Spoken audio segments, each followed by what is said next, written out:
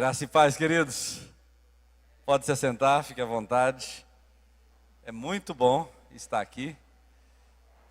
É uma sensação meio que parece que eu ainda estou sonhando. Eu sei que muita gente me abraçou, eu senti perfumes diferentes, então deve ser verdade isso, né? Eu não estou em nenhum mundo paralelo, não é um sonho, é real. Você quer falar um pouquinho? Vem cá um pouquinho.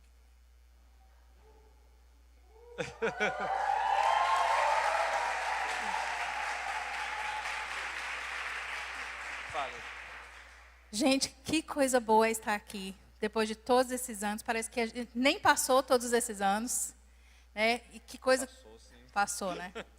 Mas nem parece que demorou tanto. Agora que já passou, agora a gente está igual o salmista diz. Quando o Senhor restaurou nossa sorte, nós ficamos como quem sonha. Então a nossa boca se encheu de riso e a nossa língua de júbilo. Então se diziam entre as nações, grandes coisas fez o Senhor por eles, por isso nós estamos alegres. Desde quando Deus nos deu a oportunidade de estar aqui de volta, eu só tenho sorrido. E de ontem para cá, eu acho que isso aqui já está tudo doendo, de tanto que eu estou assim, sorrindo, sabe? Mas eu quero te dizer uma coisa, Deus faz essas coisas. Deus muda a nossa sorte. O choro pode durar uma noite, mas a alegria vem pela manhã, certamente. E hoje, para mim, estar aqui é realmente com os irmãos, é Deus restaurando a nossa sorte. Amém, amém. É muito bom. É muito bom, é muito bom. Não tem palavras. Eu comecei a ficar preocupado quando eu cheguei ali, que eu comecei a querer chorar. Eu falei, eu não vim aqui para chorar, eu vim aqui para rir. Eu vim aqui para me alegrar, mas não tem jeito, né? O coração da gente dá uma mexida, porque... Olha o Reinaldinho ali, gente. É muito bom ver todo mundo assim de perto, né? Não estou vendo mais pelo vídeo. E é muita alegria poder pisar aqui, ver o que Deus está fazendo. E sabe de uma coisa, queridos? É muita alegria também, gera muita alegria no nosso coração saber que Deus não precisa da gente. Isso é muito bom.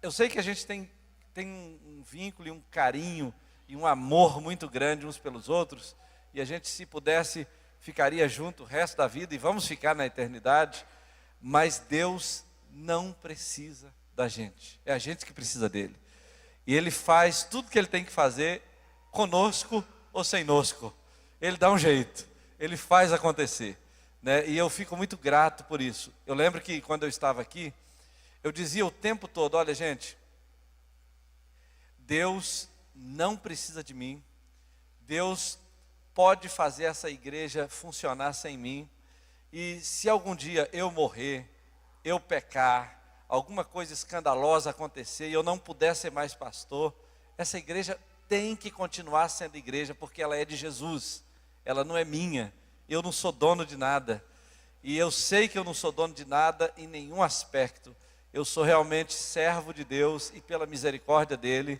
a gente participa desse trabalho santo, servindo na casa dele, mas nós não somos nada, nós não somos ninguém, nós realmente somos insignificantes, e nós servimos a Deus com alegria, sabendo que é um privilégio, Ele nos deu esse privilégio de sermos servos na casa dele.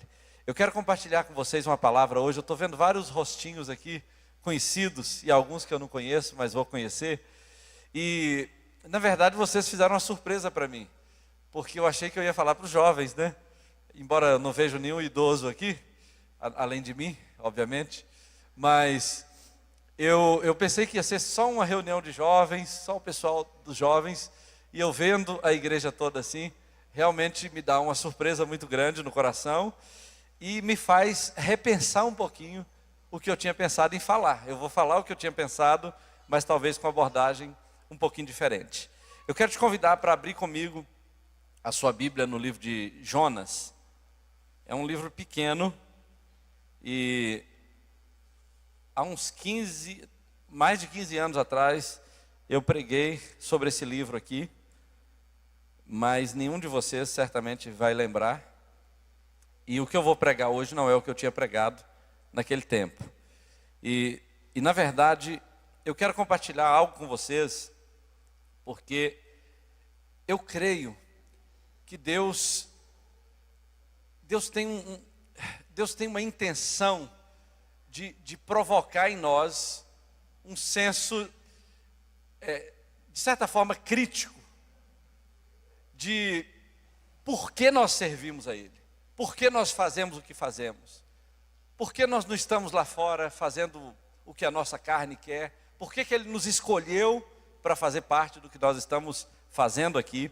Então eu quero começar com um texto que está em Jonas, no capítulo 4. O meu desejo era poder falar desse livro todo hoje, porque realmente cada capítulo parece que está tão conectado, e a mensagem do livro todo é muito mais interessante do que a mensagem de parte dele. Então por isso eu quero trabalhar o livro de forma geral, mas com alguns conceitos que eu queria mostrar para vocês. No capítulo 4, versículo 11, o texto vai dizer o seguinte, eu tenho ele aqui no meu iPad, tem aqui na Bíblia também.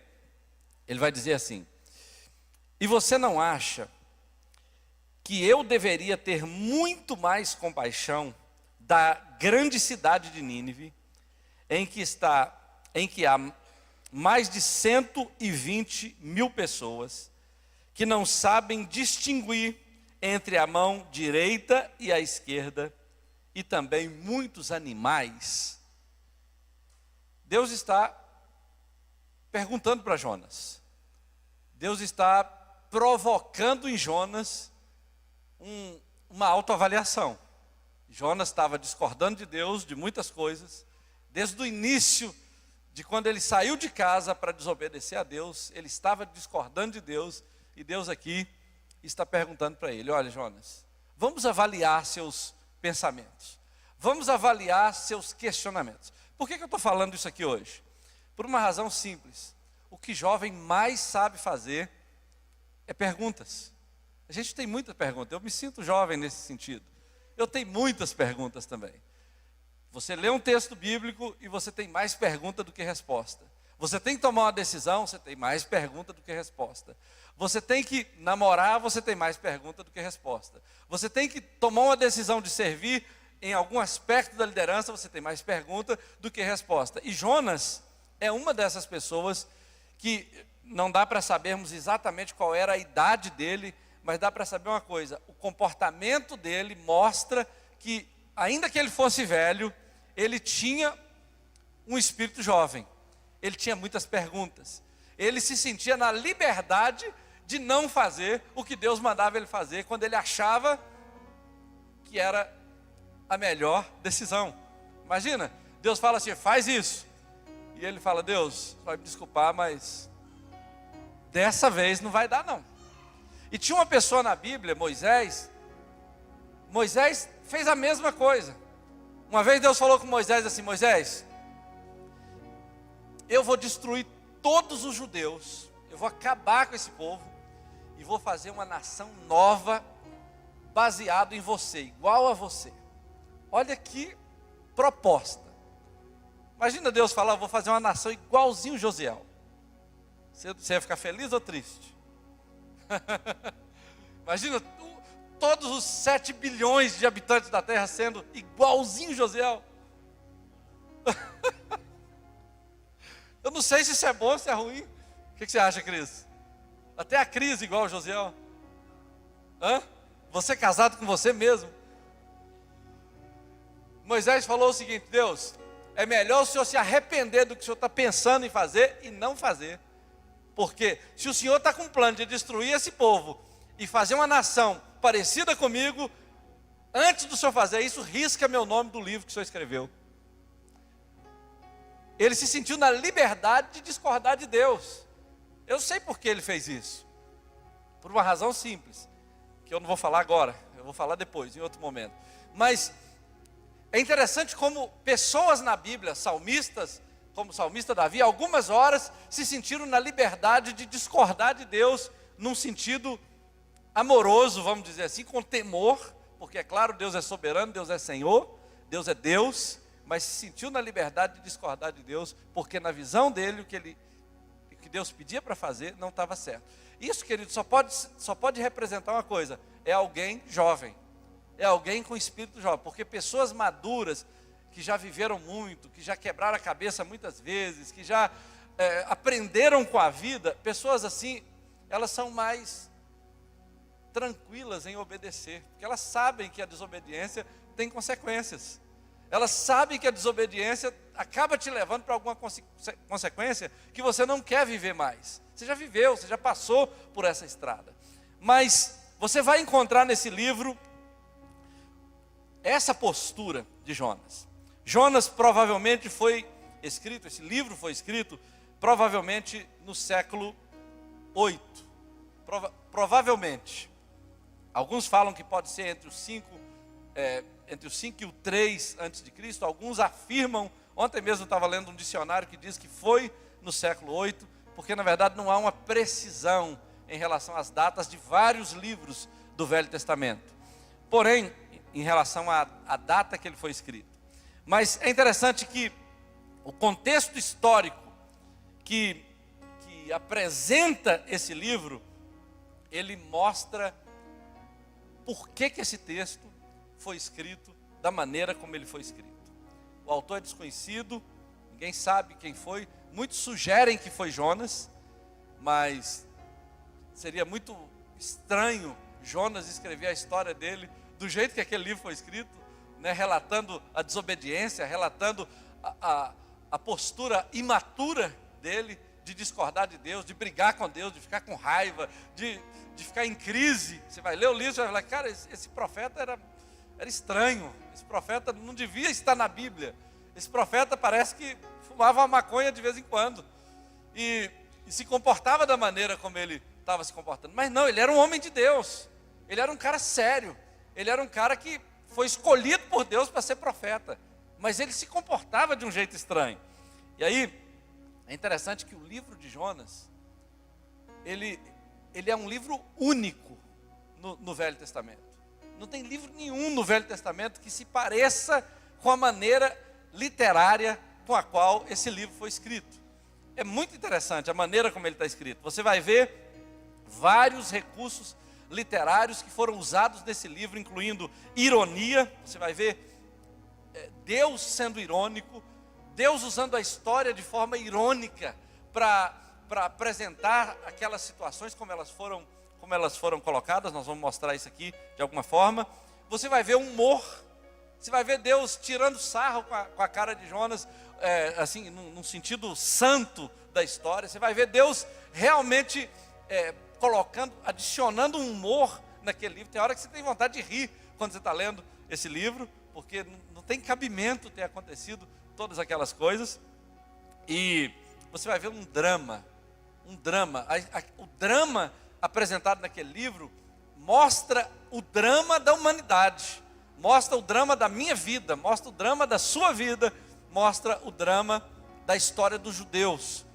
Era essa história que os judeus viviam. E Deus então usa esse livro para mostrar não apenas como um profeta era, mas como uma nação era. Ele usa aquele livro para mostrar como eu sou, como você é, como nós somos, como os jovens são, como os adultos são, como os crentes são, de modo geral.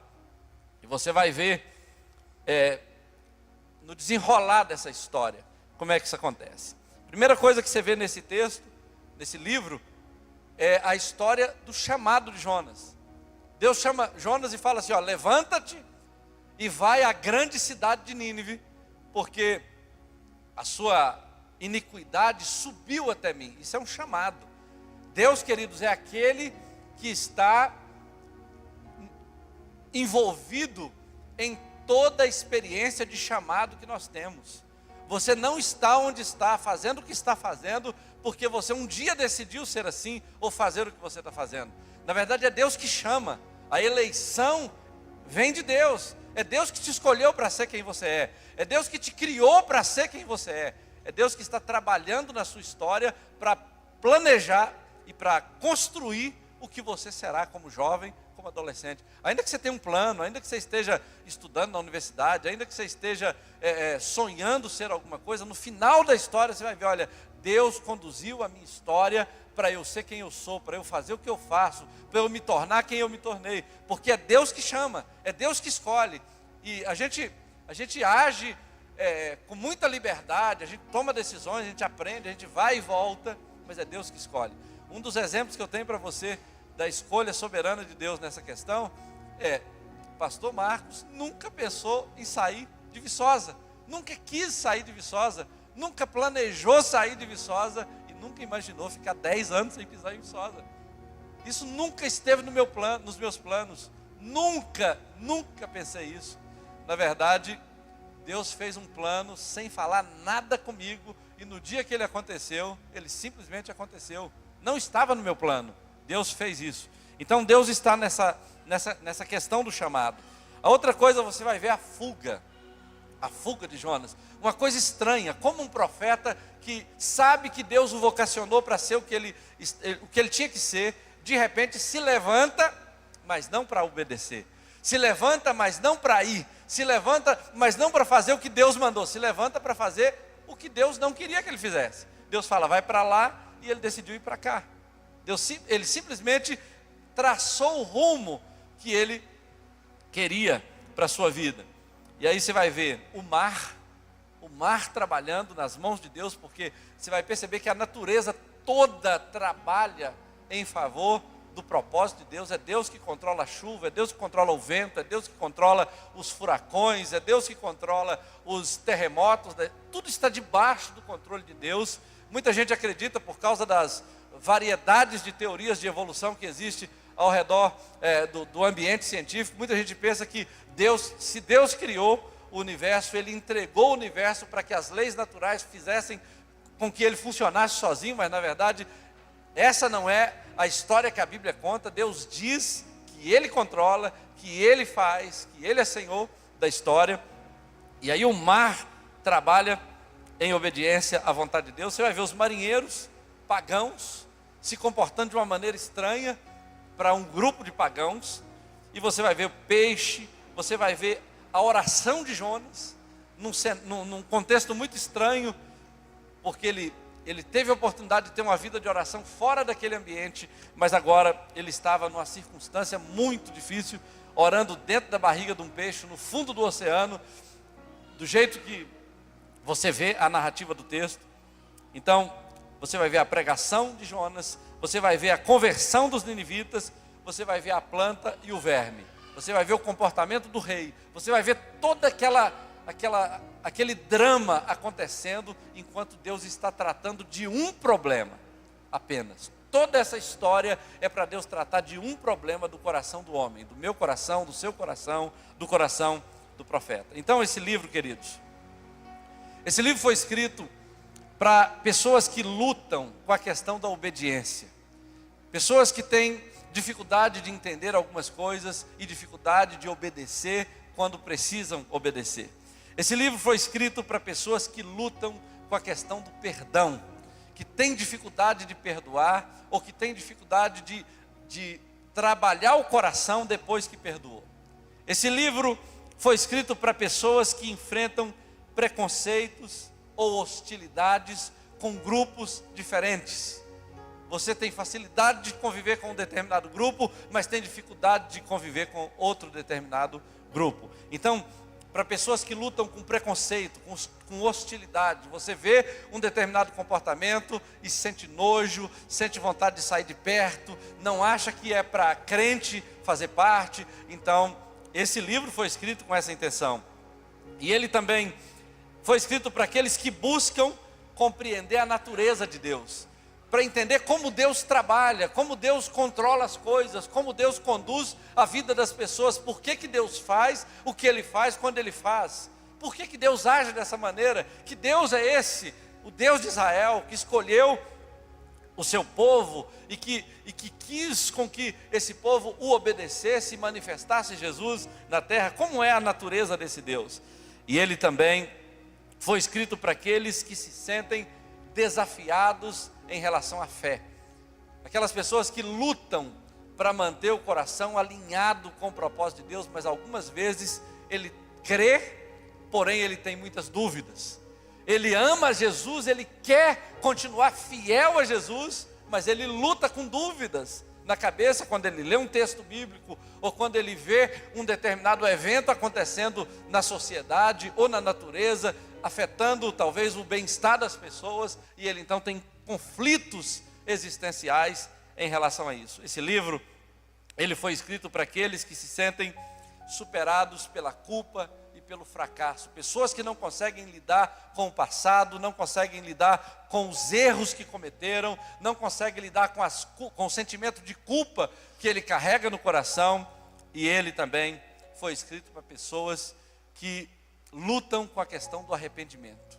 Elas não conseguem reconhecer o erro, não conseguem se quebrantar, não conseguem deixar Deus ser Deus na vida delas quando o Senhor começa a trabalhar. Então, eu quero destacar aqui, queridos, algumas coisas desse livro. Eu tenho até que horas, mais ou menos? Eu tenho umas... Até a hora que eu quiser? Algumas coisas, não diga isso, não diga isso. Eu quero destacar algumas coisas que mostram a ironia do texto e que pode nos ensinar alguma coisa muito preciosa, pode nos ajudar a compreender como é que isso acontece. A primeira coisa é a desobediência inicial de Jonas. Jonas era um profeta. Pensa nisso, queridos. Pensa no Vinícius, pensa no Josiel, pensa no pastor César, no pastor Reinaldo. Você não espera que pessoas assim sejam desobedientes. Sim ou não? Você não espera. Pensa no Márcio. Você não espera que um crente seja desobediente. Especialmente desobediente a Deus. Mas o livro começa relatando a desobediência do profeta, não a obediência do profeta. E detalhe, você vai ver nesse livro aqui, que embora esse profeta seja desobediente, Deus não desistiu de usá-lo. Deus não tirou ele de cena e colocou outro. Deus usou o profeta desobediente. Deus trabalhou com o profeta durante a desobediência dele, sem abandoná-lo. Ele não fez isso com outros profetas, mas com Jonas ele fez. Por quê? Por que ele fez isso? Então você começa vendo o texto, a desobediência de Jonas. Por que Jonas escolheu desobedecer a Deus? Por que Jonas achou que essa era a melhor decisão? O que fez Jonas pensar que essa era a melhor escolha? A gente espera que um profeta seja obediente, mas ele não era. Ele não foi. Talvez Jonas fosse obediente em todas as outras experiências, mas nessa ele não foi. E aí, veja bem, será que foi a maldade dos assírios? Porque os assírios eram muito maus. Eles matavam, eles arrancavam a pele viva das pessoas e penduravam nos muros da cidade para causar temor nas outras nações. Eles estupravam, eles faziam coisas horríveis, horripilantes, que você não quer imaginar. Então se Deus fala assim, eu estou pensando em salvar essa pessoa, assim honestamente como crente, você, Senhor, não salva não, bobo. Já mata de uma vez e leva para os céus. Se o Senhor quer para o Senhor, fica para o Senhor sozinho, mas não deixa essa pessoa aqui na terra com a gente. Mas Deus decidiu salvá-lo. Então será que era por isso? Eles tinham esse hábito de decapitação, de arrancar a cabeça de crianças, de arrancar a cabeça de pessoas, de homens, de mulheres, e colocar a cabeça fincada assim em estacas na parte de cima, superior do muro, para que as pessoas temessem. Agora, será por que Jonas decidiu desobedecer a Deus? Ele tinha medo desse povo? Ele tinha raiva desse povo? Ele tinha alguma barreira com esse povo? Eu diria, queridos, que me parece que a razão principal pela qual Jonas decidiu desobedecer a Deus não foi nenhuma dessas coisas, mas parece que foi a teologia dele. Foi o que ele pensava que Deus era, foi a maneira como ele entendia que Deus era, que fez com que ele quisesse desobedecer a Deus. A teologia de Jonas foi a base da desobediência dele, e eu vou te mostrar isso. Você vai ver Jonas mostrando isso na maneira como ele se comporta. Você vai ver, primeira coisa, a relutância dele em lidar com o inimigo. Jonas tinha um coração para servir a Deus, mas ele conhecia aquele povo, ele sabia como aquele povo era, e ele sabia como Deus era, ele conhecia o coração de Deus, ele sabia que Deus era um Deus perdoador, ele sabia que Deus era um Deus bom, e ele estava sendo, de certa forma, entrando em conflito, porque ele sabia, se eu faço o que Deus quer que eu faça, o resultado do meu trabalho não vai ser o que eu gostaria de ver, porque ele queria assim, Deus, eu vou lá pregar, eu vou falar tudo que o Senhor está mandando, quando eu terminar de pregar, o Senhor vai mandar juízo, o Senhor vai matar, eu vou ficar sentado, assistindo aquele povo queimar no fogo santo do Senhor, é isso que eu quero, se o Senhor matar, eu prego. Jonas não era um pregador que queria salvação, ele queria juízo. Ele não era um pregador que queria encher a igreja de pecadores salvos. Ele queria ver Deus matando, ele queria ver Deus julgando, ele queria ver Deus punindo aquele povo, porque no conceito e na teologia dele, o que eles faziam não estava certo, não tinha perdão, não merecia misericórdia. Ele tinha um senso de justiça muito alto, e muitas vezes nós somos assim. Tem pessoas que nós pensamos que não merecem salvação, algumas vezes. Tem determinados políticos que nós achamos, esse aí precisava ir para o inferno. Tem determinadas nações que você vê na televisão, você fala, gente, esse povo precisa conhecer a ira de Deus, pela maneira como eles vivem. Então, você vai ver uma postura de Jonas muito, muito radical em relação a tudo isso, mas era a maneira como ele entendia, era a maneira como ele cria. Então, eu quero abrir com você esse texto, quero te mostrar alguns detalhes. A primeira coisa é que o orgulho com que Israel existia como nação, porque eles foram escolhidos para ser o povo de Deus, eles foram escolhidos para serem a nação santa do Senhor, da qual nasceriam reis e sacerdotes. Eles tinham orgulho de ser povo de Deus, o que não é muito diferente de nós. Algumas vezes nós temos orgulho de ser igreja, de termos sido escolhidos, de sermos salvos, filhos de Deus, de termos vida eterna. Isso é uma coisa boa. Eu sou filho de Deus, eu tenho a vida eterna. Israel tinha esse orgulho. Israel se orgulhava de ser o povo escolhido de Deus. Mas curiosamente, você percebe Deus fazendo uma ironia, de forma irônica, lidando com a situação, porque Israel era o povo escolhido de Deus, era o povo que se orgulhava de ser a nação santa do Senhor, mas quem está buscando temer a Deus naquela tempestade, não era Israel, eram os marinheiros.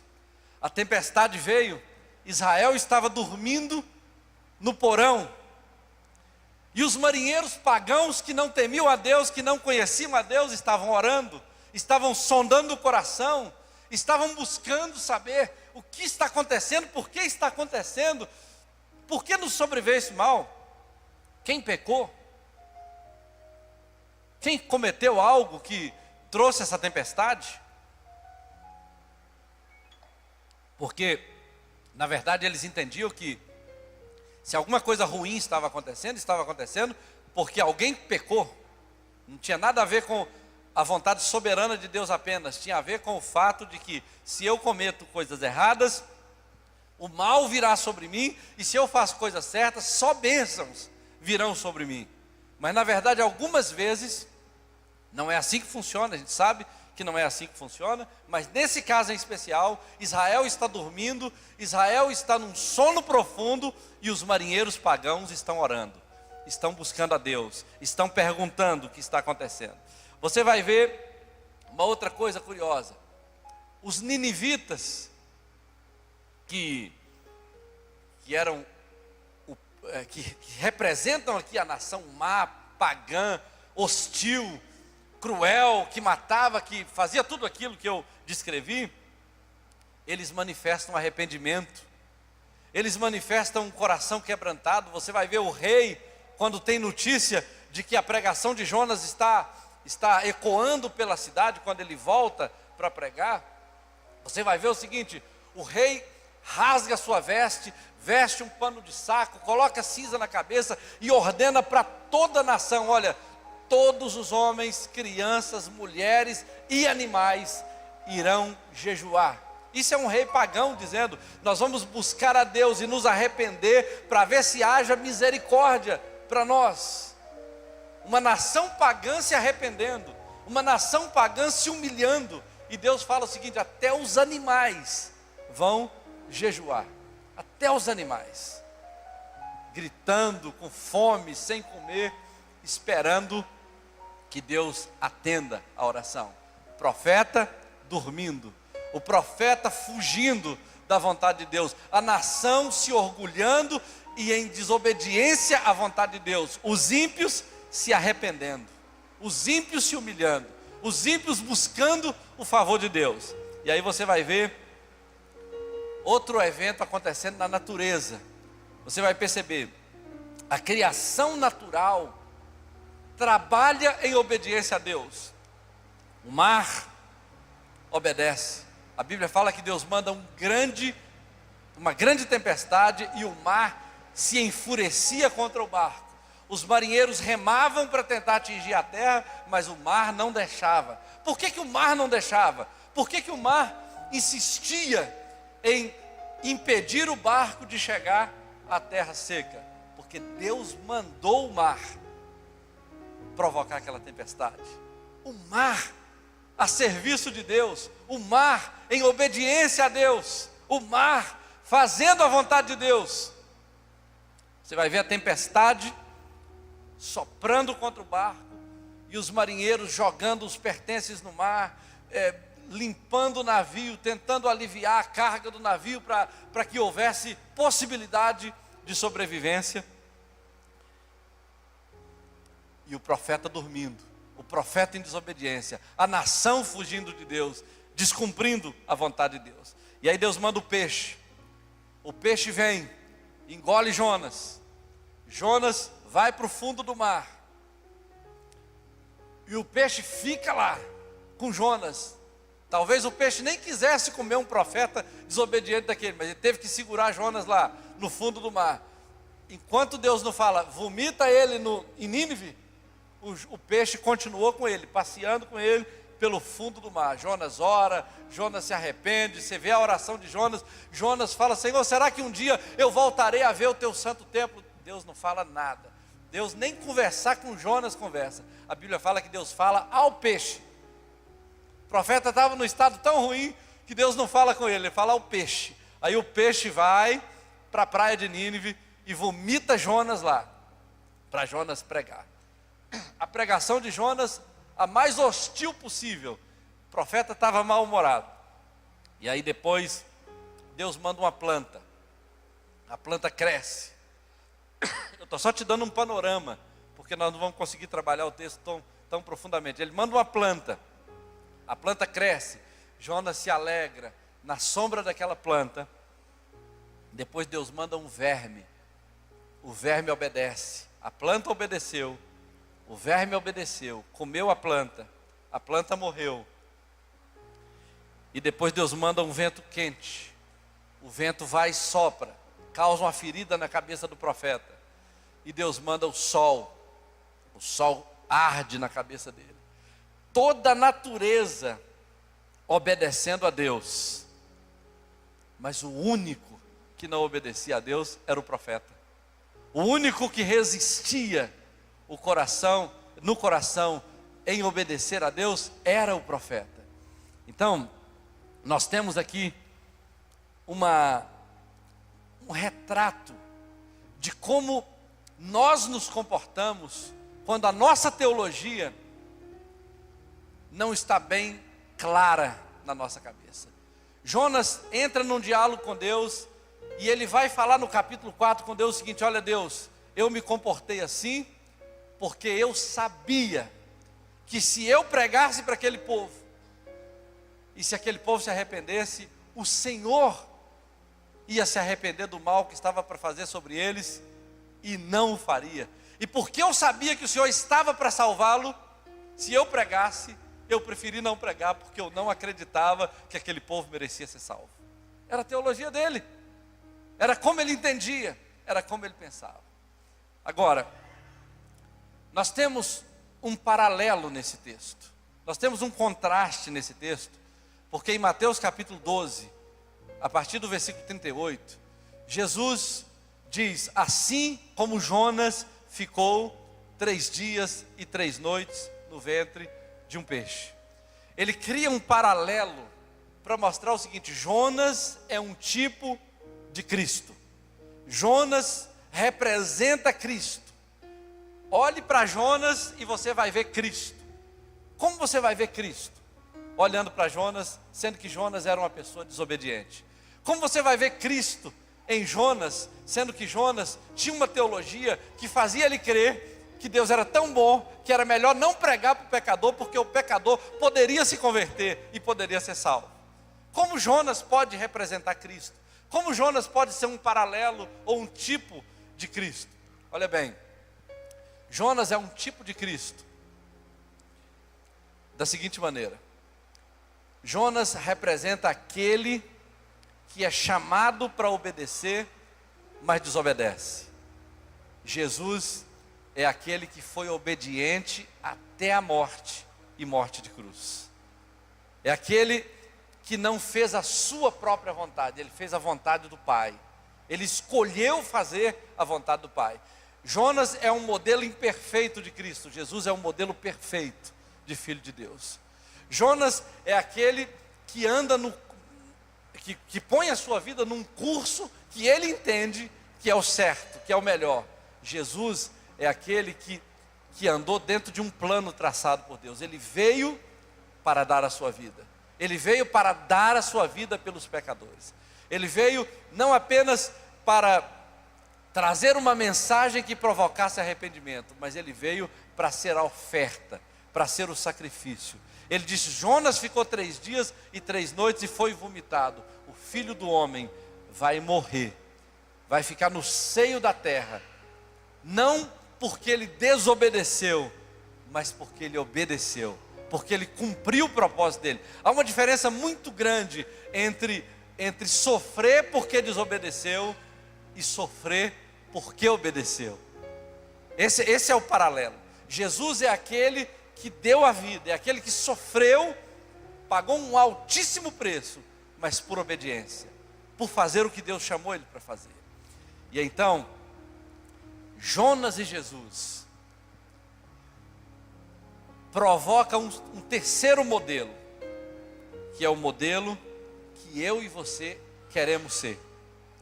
Quando eu olho para a maneira como Jesus é o lado bom de como tem que ser um profeta, e Jonas é o lado ruim, negativo de como era um profeta, que tipo de crente eu quero ser? Que tipo de crente eu quero ser? Que tipo de homem eu quero ser? De mulher eu quero ser? Que tipo de jovem eu quero ser? Quando eu olho para Jesus e eu olho para Jonas, quem eu sou nessa história? Eu sei que esse era o retrato de Israel. Esse era o retrato do profeta e era o retrato da nação. Mas que retrato é esse para mim? Como eu me encaixo nessa história? Então, a fuga de Deus é inútil. Nós fugimos de Deus de muitas maneiras, mas fugir de Deus é inútil, porque Deus controla o vento, Deus controla o mar, Deus controla a terra, Deus controla o peixe, Deus controla todo o cenário. Não há para onde fugir. O salmista disse: olha, para onde eu irei do teu espírito? Se eu for no céu, o Senhor está lá. Se eu for no inferno, o Senhor está lá. Se eu for no fundo do mar, o Senhor está lá. Até o inferno está no controle de Deus. Até o diabo é o diabo de Deus, como disse Lutero. Não tem como você fugir de Deus. Não tem como você fugir de Deus. Então a fuga de Deus é inútil. Deus é misericordioso. Deus vai continuar sendo misericordioso. Ele vai continuar amando o pecador. Ele vai continuar indo atrás dos piores para colocar junto conosco. Ele vai querer fazer um corpo formado de pessoas que são indignas de carregarem o nome dele, de pessoas que não merecem dizer eu sou filho de Deus, de pessoas que a sociedade vai dizer, até ele está lá na igreja. Ele também está lá, ele também é filho de Deus, ele também nasceu lá. Pessoas que nós achamos que não cabem na CBPaz, ou que não cabem na nossa célula, ou que não cabem no nosso discipulado. Ele é misericordioso, ele coloca essa pessoa lá, para revelar o nosso coração, para mostrar quão preconceituoso nós somos, quão resistentes nós somos algumas vezes em obedecer a Deus, naquilo que nós discordamos, naquilo que nós achamos que não deveríamos. Então, ninguém está ao alcance, fora do alcance de Deus, longe do alcance de Deus. Deus vai atrás de qualquer um, até dos piores, e é isso que esse texto nos ensina. Ele vai atrás dos piores e mostra o seguinte: olha, eu posso salvar, eu quero salvar. O mundo está cada vez mais se deteriorando, o mundo está cada vez mergulhando no estado moral e espiritual que parece não haver volta, e é justamente nesse cenário desesperador que Deus está dizendo: eu quero exercer misericórdia. Jonas não é um modelo de salvação, mas Jesus é. Jonas não é um modelo de pregador, mas Jesus é. Jonas teve sucesso no ministério dele, porque toda a nação se arrependeu. A mensagem era boa, a mensagem era confrontante, mas a expectativa do profeta não era tão boa. Mas Jesus falava de uma maneira que atraía os pecadores. Então é esse modelo de crente que eu quero ser, porque aqueles que não se sentem merecedores dessa salvação vão vir correndo quando eles entenderem que a mensagem que eu prego, que o Deus que eu amo e represento, aceita esse tipo de gente aqui comigo. Então, queridos, eu imagino que daqui para frente, nos próximos anos, nós vamos ver uma sociedade completamente degradada, de jovens, de adolescentes, de famílias deterioradas, de casamentos destruídos. Aparentemente não há esperança para a família, não há esperança para a juventude futura, a menos que uma boa teologia seja levantada. Uma boa teologia seja levantada para orientar a maneira como nós nos comportamos nesse mundo deteriorado, para a maneira como nós apresentamos esse Deus que nós amamos, e dizer para eles: olha, há lugar para vocês no corpo de Cristo. Esse Deus traz essa galera toda torta, essa turma completamente sem esperança, e quando eles estão aqui, Jesus é capaz de fazê-los parecidos com Ele. Jesus é capaz de mudar o caráter, de mudar o coração, de mudar os hábitos, de mudar o comportamento e fazer essa pessoa parecida com Ele. Eu creio nesse Evangelho, eu creio nesse Jesus. Deus pergunta para Jonas: olha, e você não acha que eu deveria ter compaixão dessa grande cidade de Nínive, em que há mais de 120 mil pessoas que não sabem distinguir entre a mão direita e a esquerda, e também muitos animais? O que eu acho? Por que o que eu acho é importante? Deus me convida a participar desse projeto. Será que eu não acho que Deus deveria ter misericórdia? Claro que eu acho. Claro que nós achamos. Esse mundo precisa de misericórdia. E eu quero te convidar para ficar de pé. E eu quero fazer uma dinâmica com você. É uma coisa bem pessoal, bem interna.